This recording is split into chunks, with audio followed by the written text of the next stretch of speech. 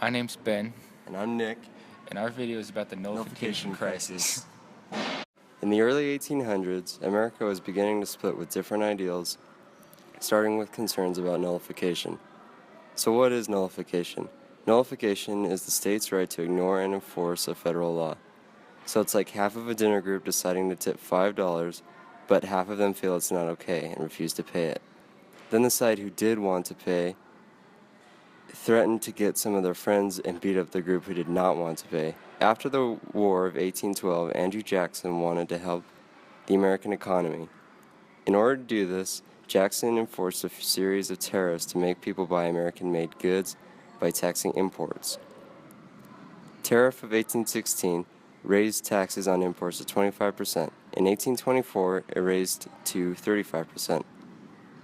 Jackson sabotaged John Quincy Adams' presidential bid when he raised the taxes to 50% with the Tariff of Abominations.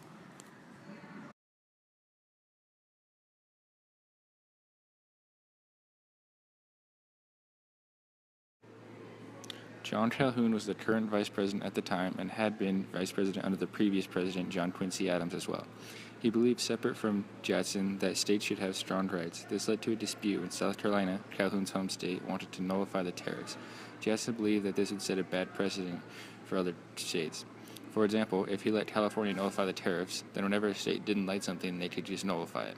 This should lead to a future secession of states. In 1832, Carolina Governor Robert Hayes threatened to secede if the tariffs weren't lifted. After this threat, Andrew Jackson signed the Force Bill. This allowed the president to enforce the laws through military action. Jackson surrounded South Carolina with his formed army, and this scared Calhoun, so he joined with Henry Clay, and they created the Compromise of 1833. This would gradually reduce tariffs over 10 years. In 1842, President John Tyler passed the Black Tariff, which reversed the effects of the Compromise of 1833. This further separated South and North and isolated South Carolina completely.